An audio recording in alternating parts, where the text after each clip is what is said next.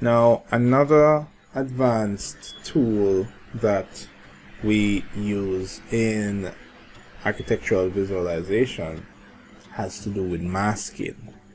And masking is another one of those universal terminologies that apply to producing digital artwork, whether it is architectural work or video work or even 3D rendering work.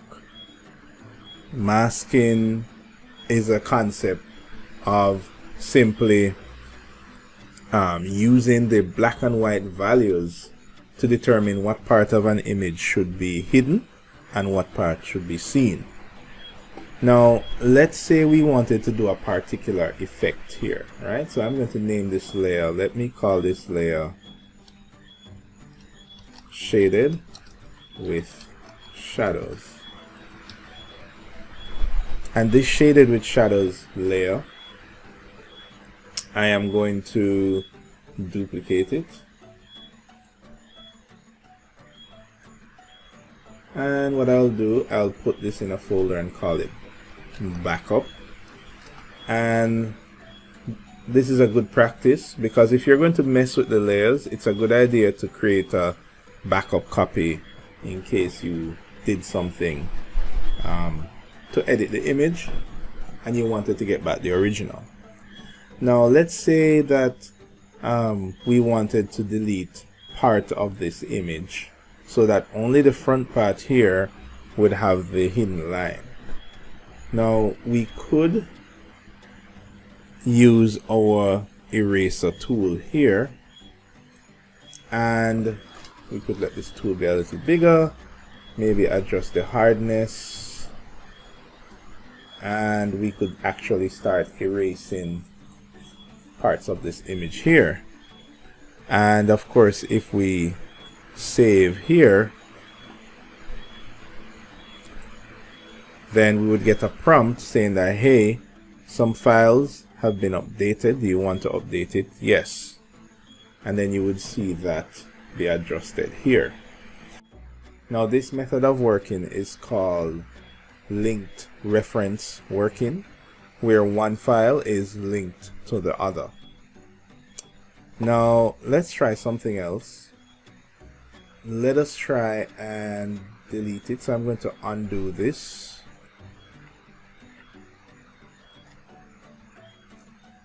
And instead of using the eraser tool, I could use my marquee tool here, and I could select a good portion of this, and I could also hit delete, and then I would get a straight edge.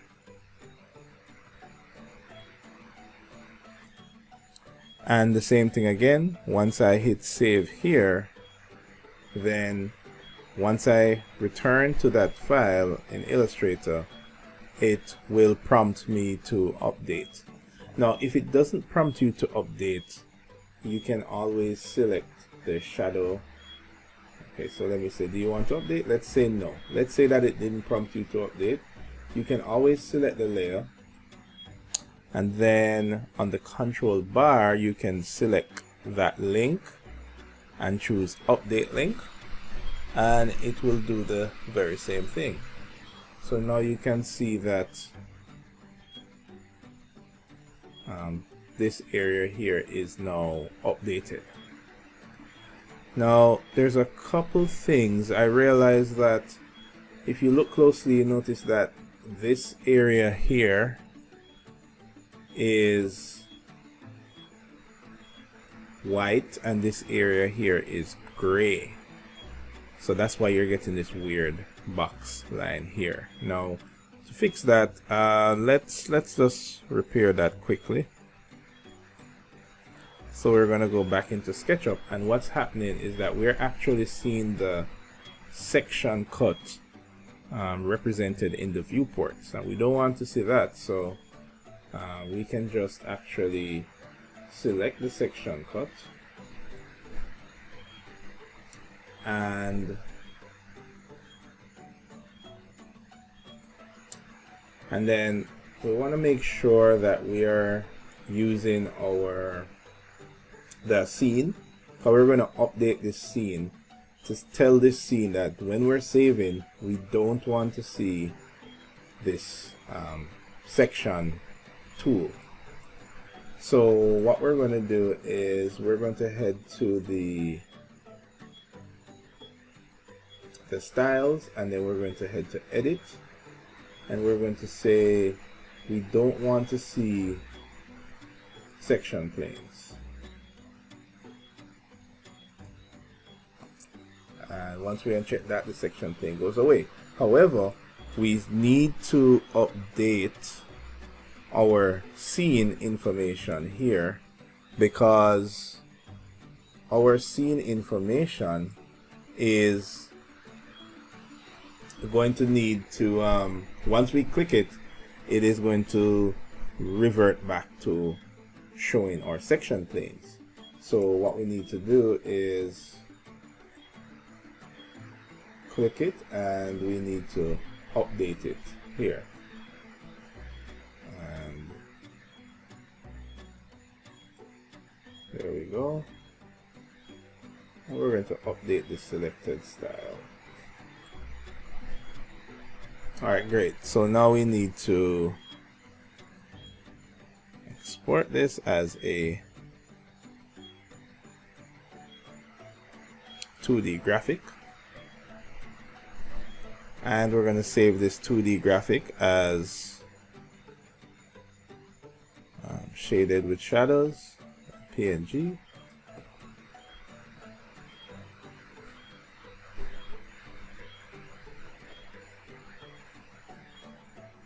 Now if we come back to Photoshop, right, and we can undo this that we did here.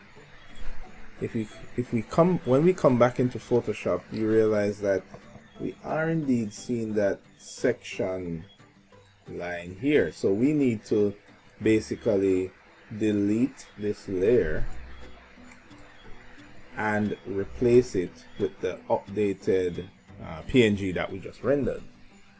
Now we're going to use a similar approach to what we did with Illustrator, where we use the reference linking work method.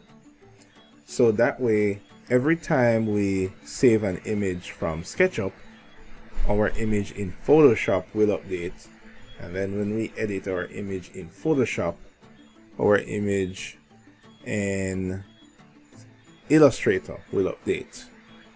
Now to do that in Photoshop, what we want to do is we want to right click this layer and say, hey, instead of giving me a layer, give me a smart layer, a smart object rather. Now once it is a smart object, we're going to right click it again, and we're going to say we want to link this smart object to a file, and the file we're going to link it to is called shaded with shadows, which of course is the PNG that we saved from SketchUp. Now these files are actually linked, so every time I replace that PNG file, the Photoshop will automatically be updated.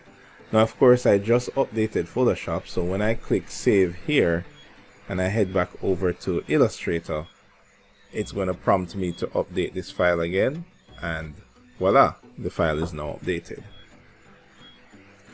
Now when I head back into Photoshop, we were just talking about erasing maybe a section of the building so that we could only have this area in view.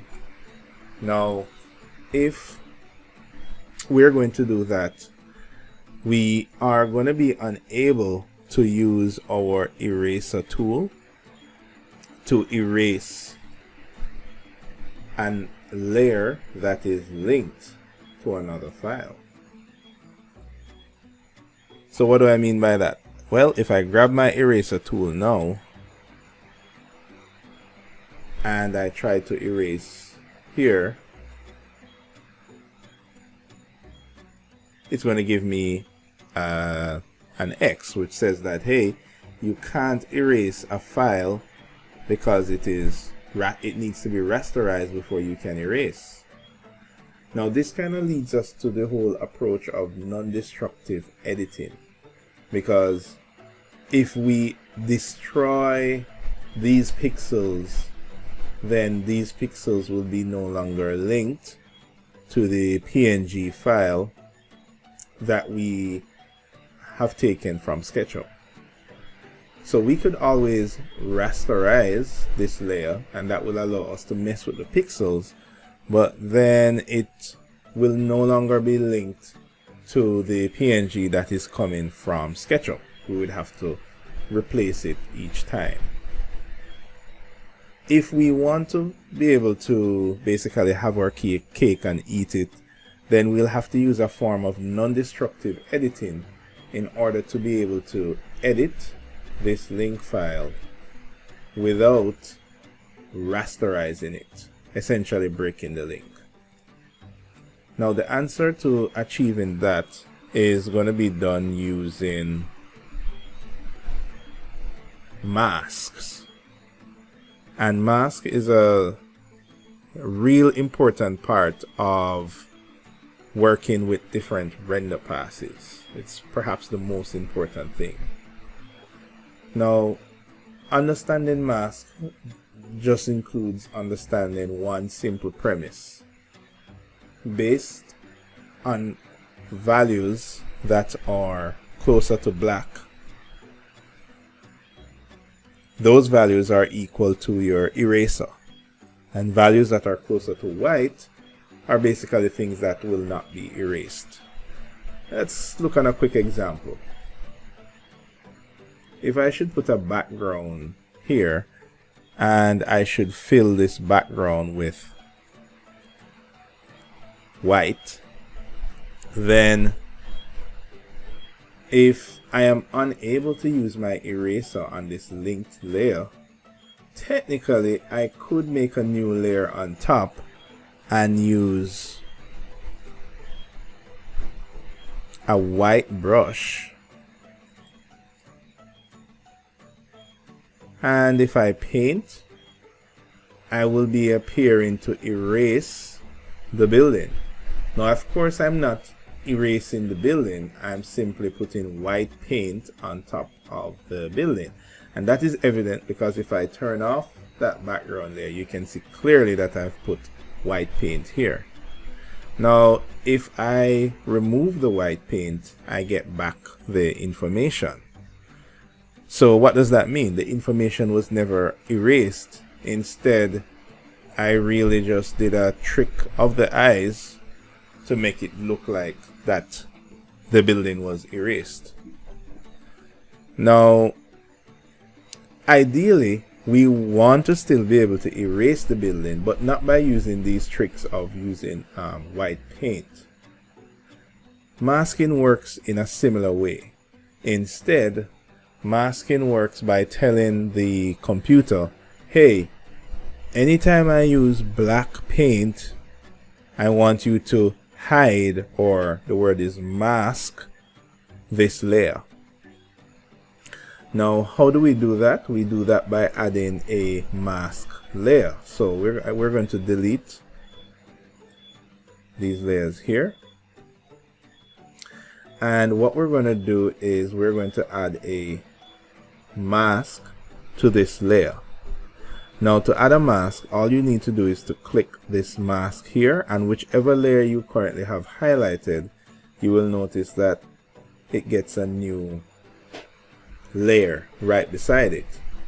Now think of this layer as working just like that example I showed you, but instead of painting white paint to make it look like the model is disappearing, we're going to paint with black paint, and in turn Photoshop is going to interpret that, hey, any values that are closer to black, we're going to quote unquote erase this layer.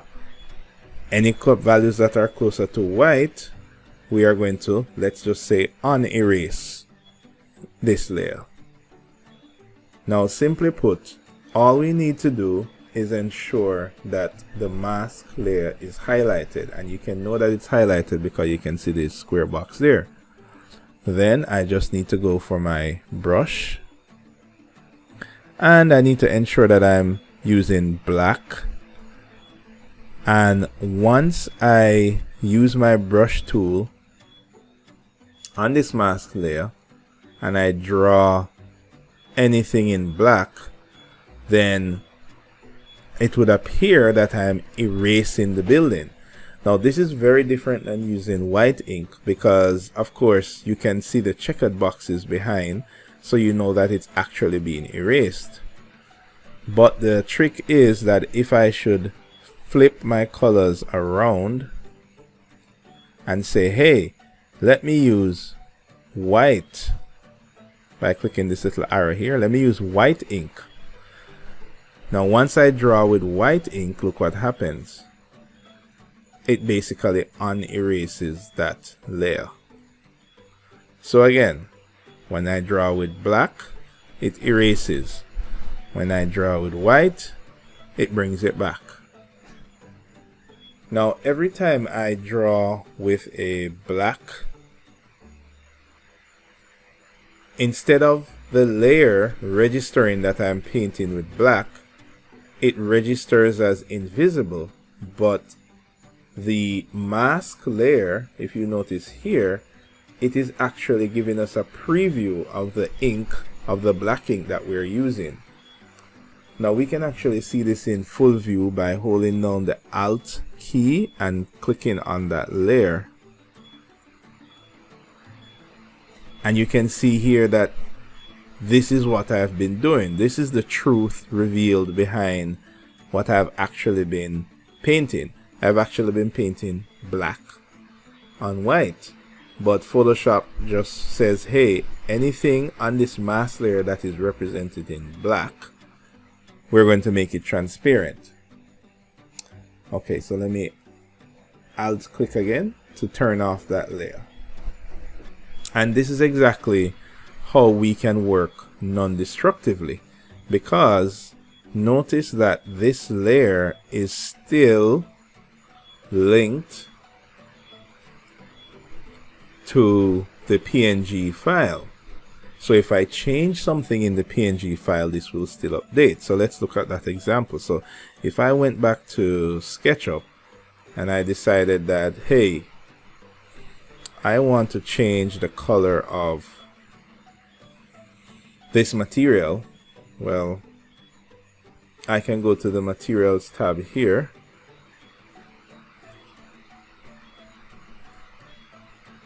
and let's go to Edit, and we can make that material maybe a little darker. Let's make it more gray, and maybe let's make it more white. Yes, let's make it completely white.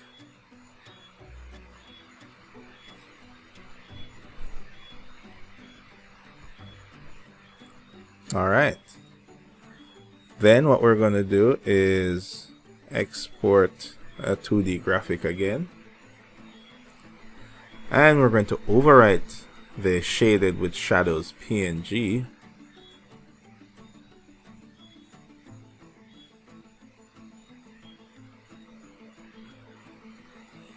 Let's head back to Photoshop and look at that. Instantly you see that the changes from SketchUp are reflected in Photoshop, yet it still keeps the mask that was done using the mask layer. And of course, when I save this,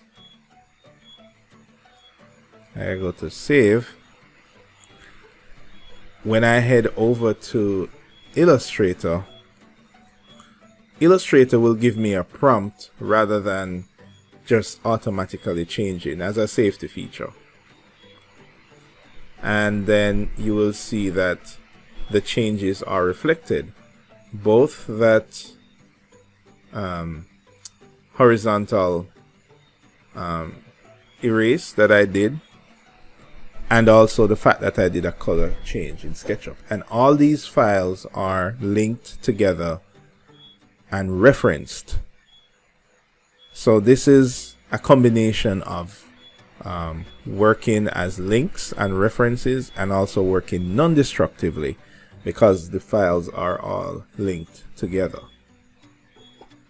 Now, there are some things that you can achieve by using a image editing or raster editing program, and you can't achieve with using a vector editing program, and the same is true for the inverse. Let's say, for example, that I wanted to well, let's add some effects to this here. So let's say that I wanted to cut a hole in this solid here. Well, I could go back to the SketchUp file. Now, let's say I wanted to cut a hole in this section here. Well, I could just draw a box. Let's draw a box like that. Then I'm going to use the push-pull tool, and well, instead of pushing upward, I'm going to push this downward, because my plan is to subtract a hole there. But before I can subtract, I need to bring up the solids tool, which I'm going to open there. And here are my solids tool. Then before I can subtract these two holes, I need to group this new solid that I just created. So I'm going to select that solid, make sure that that's the only thing I have selected, and I'm going to make it into a group. So to do the subtraction, what I'm going to do is, first I need to make sure that the box is highlighted here. Then I'm going to click the subtract tool here and select the bigger solid like that. And that should give me that tool just fine, subtracting this element here. Alright, so now I need to return back to this scene. So I'm going to just double click it, and it should carry back my view exactly as how I left it, which is good. Then I am going to export a 2D graphic again, and I'm going to export that and replace the shaded with shadows.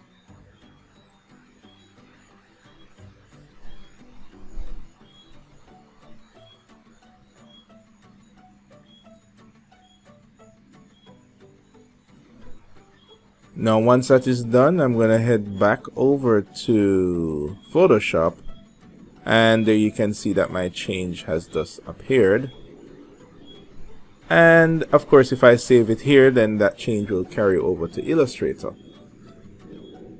Now before I go any further, let's say that I wanted to add some effects that you would normally only get in a vector, in a raster editing or image editing program.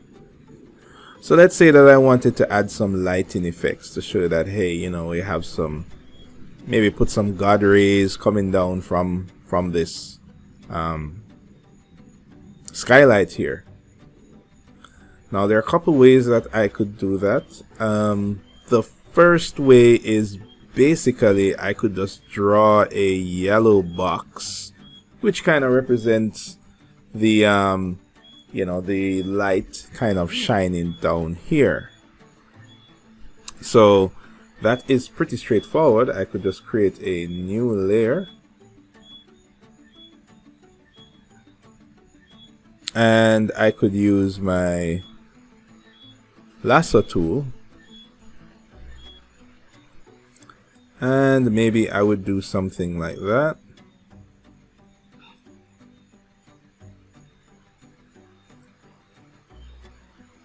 And perhaps something like that. then I'm going to, on this layer, I would call it God Rays. And maybe I would fill that using the fill bucket with that.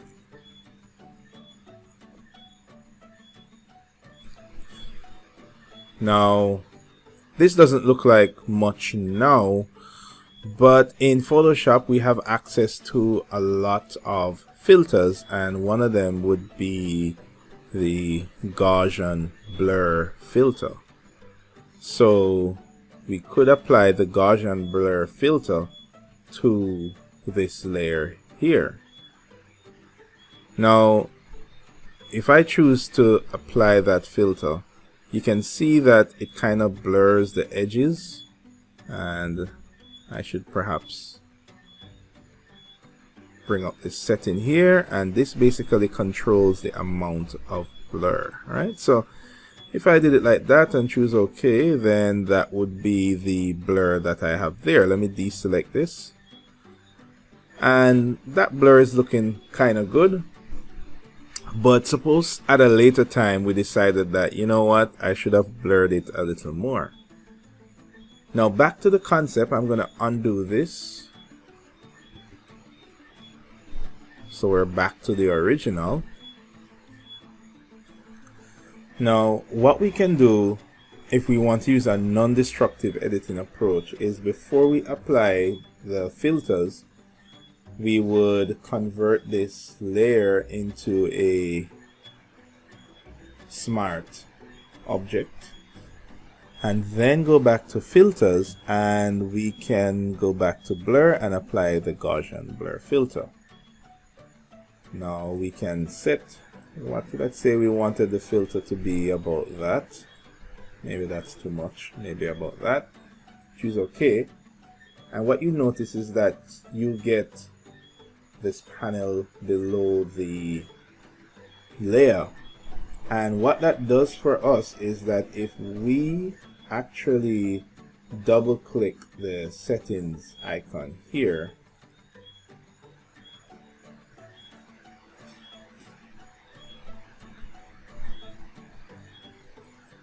or double click the text, we have back those settings and we can adjust it even more. So this method of non-destructive editing is really useful, so we can always go back and make changes. Now keep in mind that everything we're doing here is also carried over to Illustrator. So, you know, you would have to decide what changes what kind of effects do you want to do in Photoshop versus Illustrator.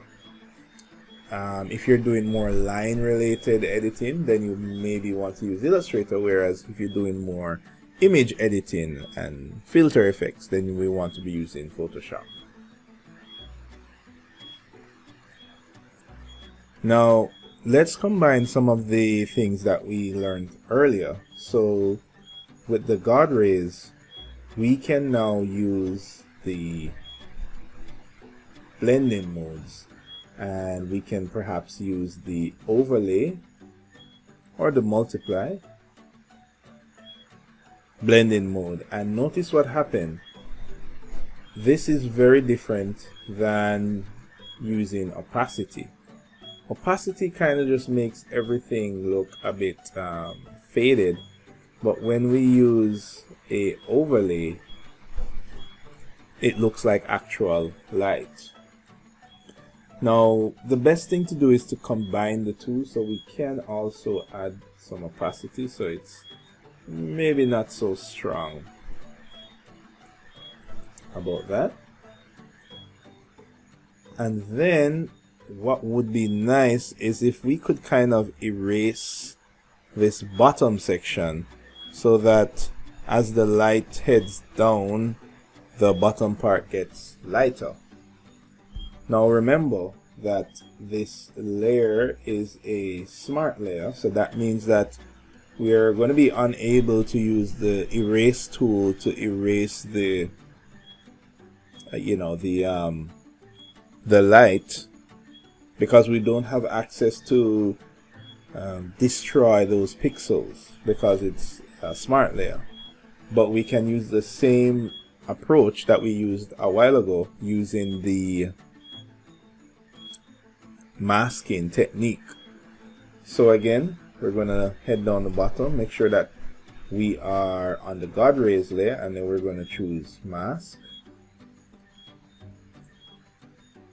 And once we do mask, notice that we have a mask layer here.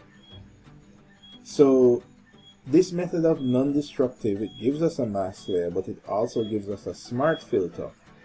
So all of these things are manipulating the layer with the ability to make edits later. So we're going to use the same approach, and while we're on the mask layer, we're going to use the black brush, but instead of just erasing the light, what we're going to do is we're going to decrease the hardness, and let's maybe increase the size just a bit, maybe about that, maybe a little bigger.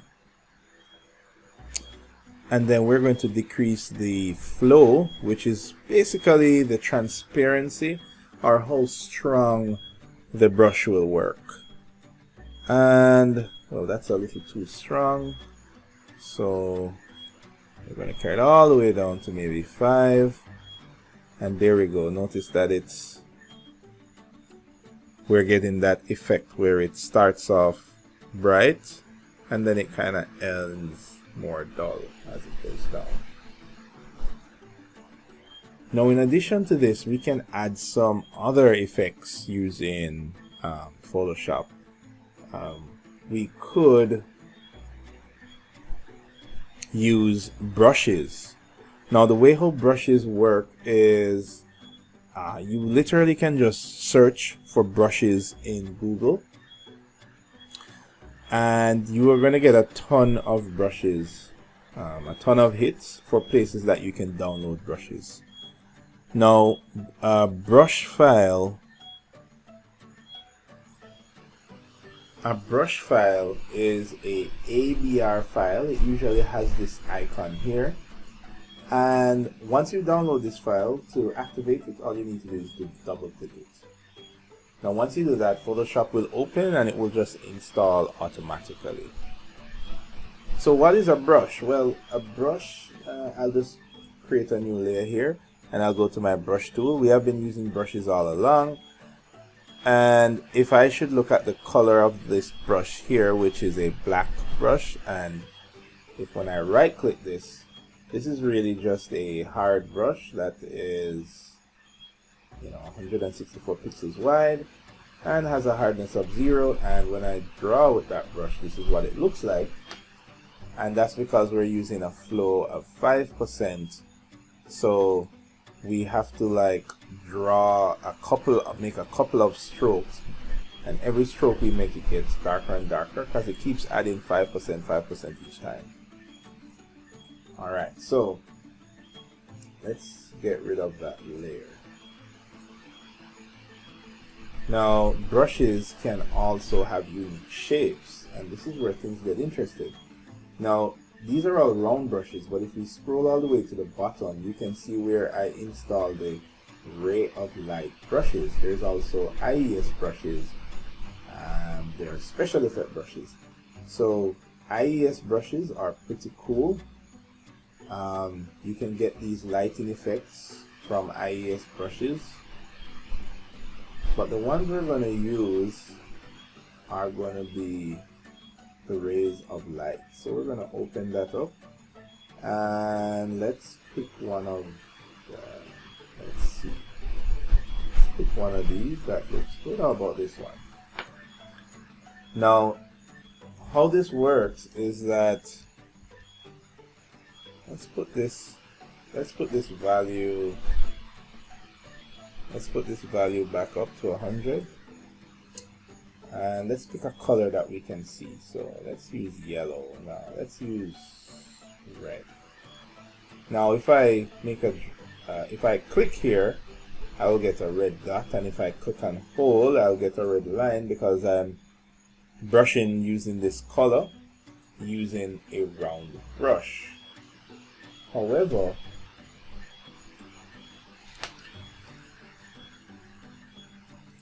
if I should change the shape of my brush, so I'm going to minimize that and use one of these other brushes. Let's just pick the first one here. Now when I click, I'm going to get that. And if I click and hold, I will get, well, that. The great thing about brushes is that if we choose the appropriate brush, so let's say that we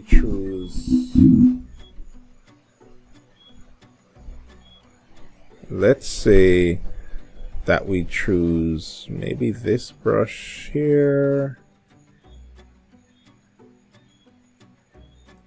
maybe this one. Let's adjust the size a little bit. It's a bit too small. There we go. We can also affect the rotation of the brush. And we can also change the color of the brush. So let's choose yellow.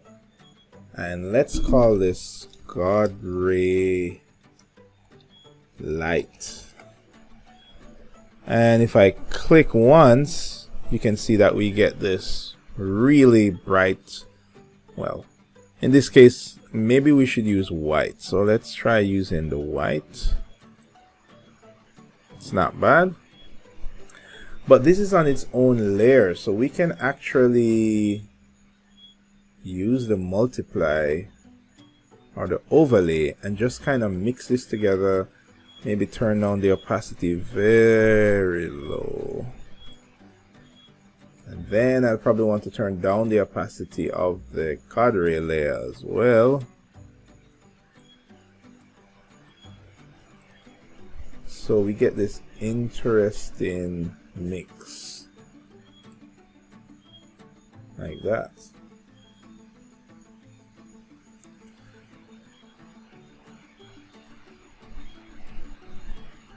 Now, I'm going to save this file. And of course, before I take a look on the Illustrator side, I think I want to bring back some more of the building here. So I could go for my brush, make sure that I'm using a white color now, and make sure that I'm on the mask layer for the building. Then I want to use a round brush, preferably pretty small, and of course, alright, I want to be using a white brush, and I can bring back some more. Now additionally, I could remove some, so I'm going to continue to remove some like that. Like that. There we go. And I'm just using the eraser here, but I could use my marquee tool and then fill this with black paint. That would also work, because essentially I'm just filling this area with black like that. Alright, so we're going to save this image here. Now Illustrator also has the ability to do masking as well, and the concept is the same, but the way that it achieves it is a little different. So for example, if I am in Illustrator and I'll just go to a new page, a new artboard, and if I have an object in Illustrator, let's say that I have this box, and let's say that I fill this box with a gradient, maybe a orange gradient. There we go. Now if I look in my layers tab, which we find here, you will notice that you can see that layer there. However, in Illustrator we have, think of it as like objects that are on a layer. So if I expand this down, you will see that, well, this layer only has one object, and that object is called a rectangle. Now masking in Illustrator is done by putting an object above. So for example, if I should get a, let's choose a circle, and let's say I draw a circle like that, and let's say that I make this circle, well, we can just make this circle a simple black and white image. Now in Illustrator I can use this circle as a mask to say, hey, anywhere this circle intersects this box, I want to keep those areas and throw away everything else.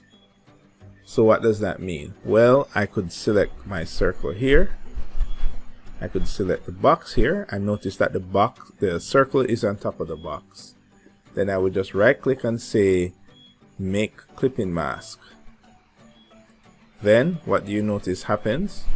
This circle, wherever the circle intersects the box, is kept. Now the awesome thing about Illustrator is that this is all non-destructive. So if you look at the layer here, you will see that it has a clip group, and if I expand that group, it still has the circle and the rectangle. So that means that I can actually go back to the rectangle and I can actually move it around. So you can actually see where the circle is masking the rectangle, and I can still edit them just the same. I can edit the rectangle, and I can also tick on the circle, which is doing the masking, and I can even go in and adjust these values, and it will still mask the square, the rectangle rather. Now this is really awesome, and this provides a whole new way of masking that Photoshop doesn't possess. So if I head back to my hidden line here, right? So let me turn off the shaded with shadow. That's the layer that's coming from Photoshop. Now let's say that I wanted to let's say I wanted to like remove all of this here without actually deleting the lines at exactly this point. Instead of slicing all of these lines, what I could do is just mask this entire object, where I would say that, hey, I want to draw a box here, and everything that is inside this box I want to keep, and everything outside the box I want to throw away. So let's look at a way we can use this advanced technique to do some interesting things. So, well, first thing, which is always a good practice, I am going to group the vector paths, because this vector path is filled up of a lot of line. Like there are individual line work. I could actually move this line here that makes up the entire drawing. So what I'm going to do is select that entire layer, and I'm just going to create a group. So that makes it just easier to select, because when I select something, it will select the entire group. Then what I'm going to do is I'm going to duplicate this layer, and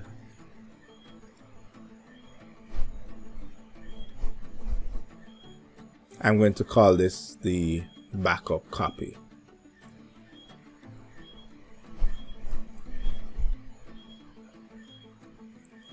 call this backup. Always a good idea to back up your layers in case you might need it later.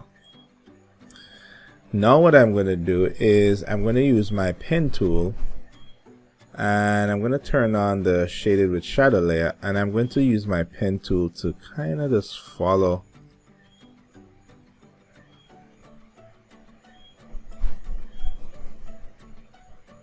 this edge here and go all the way here.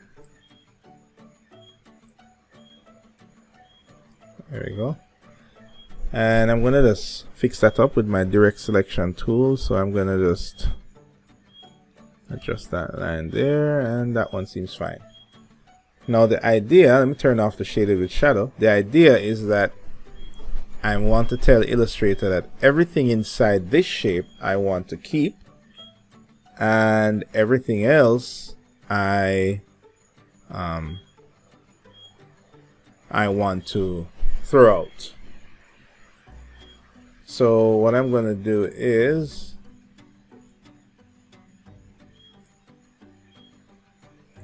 I'm going to select this object and select this layer and say make clipping mask, and then that's it. I have now masked this, but notice that these lines are still very much active. If I hover over it, you'll see that these lines are still there.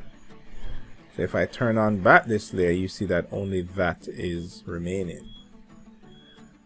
So we can do some interesting things here. So if I wanted to remove that mask, well, I can select it if I just hover over the line. There it is. Or I can use my layers tab and just say select clipping path, and then I can right click and choose, or rather I can go to object, I can go to clipping mask and say release, and now it's back. Now what I want to do here is I'm going to copy this clipping mask again, and notice that when I deselect it disappears, and that's because it has no line color. So I'm going to give it a black line color so that I can see it, and I'm going to do the same for this clipping mask as well. I'm going to give it a black line color. And then what I'm going to do is I'm going to attach these two together. I'm going to use my indirect selection tool and just kind of attach that there and attach that like that. Alright, now the plan is I'm going to tell this to be clipped by this. Oh, not group, sorry. I mean make clipping mask. Then I'm going to grab my backup layer that I saved before and duplicate it, and then I'm going to say, hey, I want this to clip this area here. Now when I do that, it's going to give me an error, and the reason that it does that is the thing that you want to clip needs to be on top of the element that you're clipping. So in this case, I want this path to be on top of this group. So I'm going to move it like that. And now when I click this and that,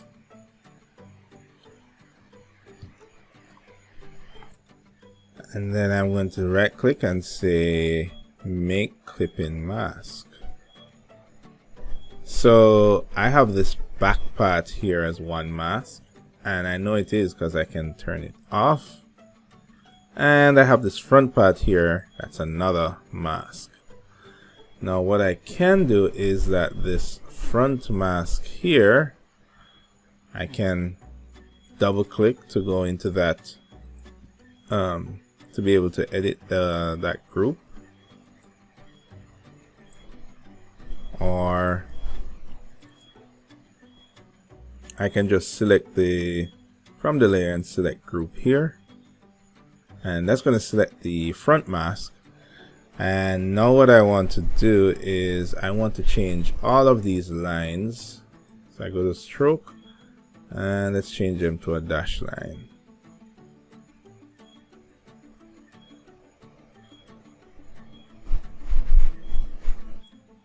Now you can kind of see the dash line going on there, so I would say let's make the gaps a bit bigger. So let's try 5 maybe.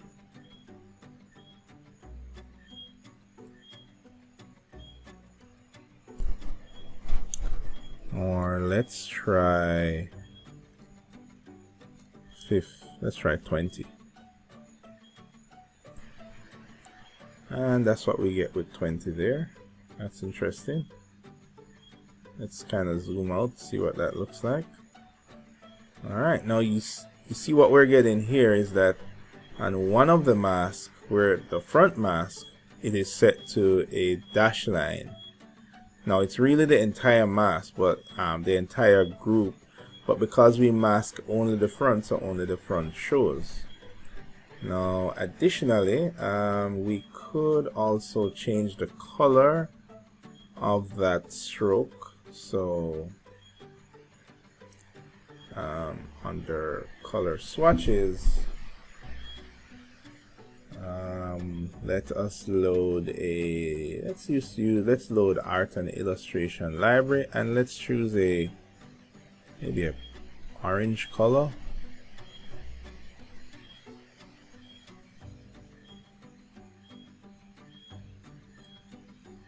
There we go.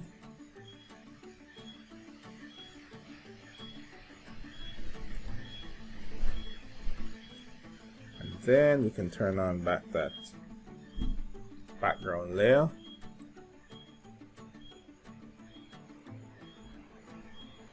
There we go.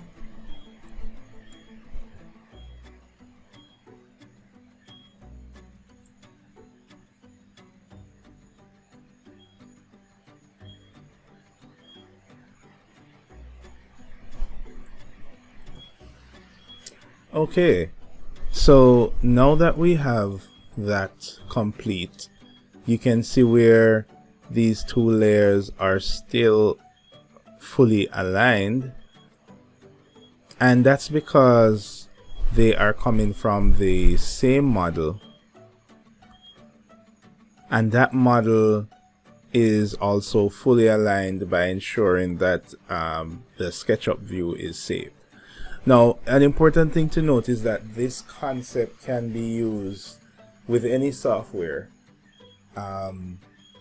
For example, if you use a program like Revit, because Revit can generate a particular look or technique, as long as you save the appropriate view, you can manually create your own render passes and use the different effects of each software to achieve various visual techniques. Now, just some additional little pointers. If I wanted to maybe add a kind of sky in an artistic way, so let's say for example I wanted to maybe add a partial background, maybe I add a sky to maybe just this part of the image. I wouldn't want to necessarily do that in Photoshop, or I could do it in Photoshop and import that cut image in, but it would be much easier to cut out that sky using Illustrator, right? So for example,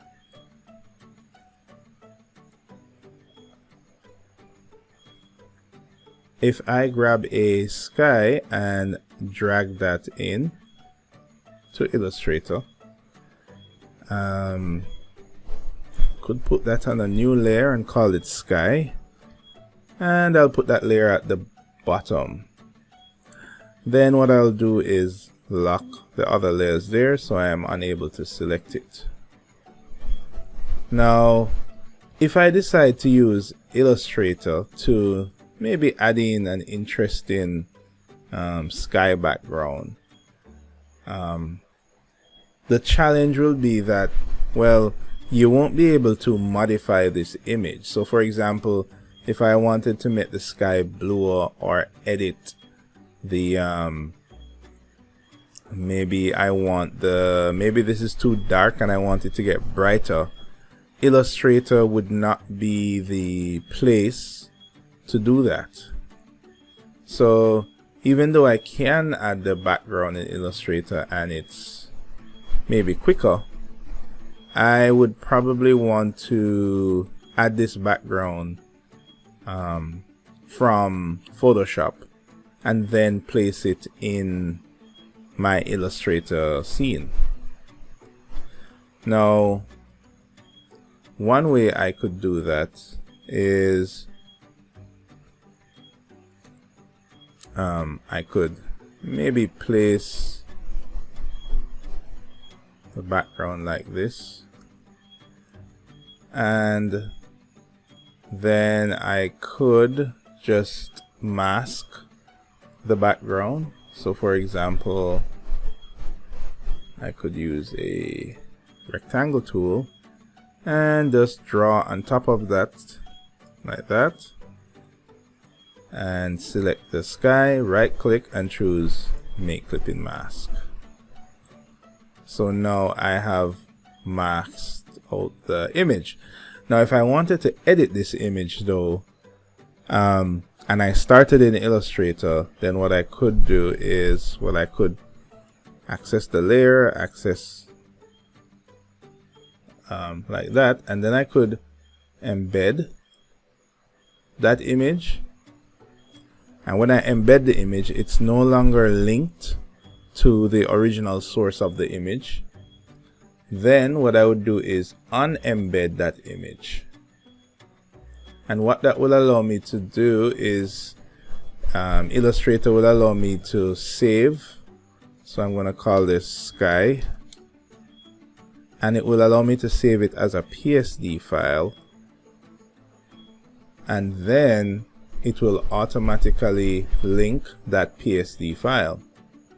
So now if I go to edit original, it's actually going to open that PSD file in Photoshop. And let's say that I wanted to maybe edit this image. Well, I could use my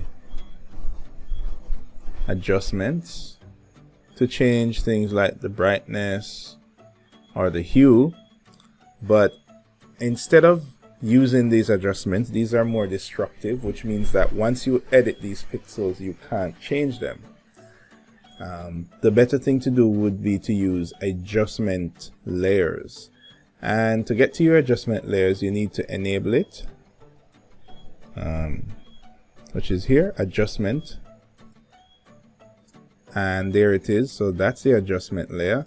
And what the adjustment layer does, it gives you all of these options here, and you can basically choose any one of these options and it will adjust this layer, but in a non-destructive way. So let's say I want to use brightness and contrast. Well, when I click that, notice that the layer gets this adjustment layer on top, and when I edit this layer,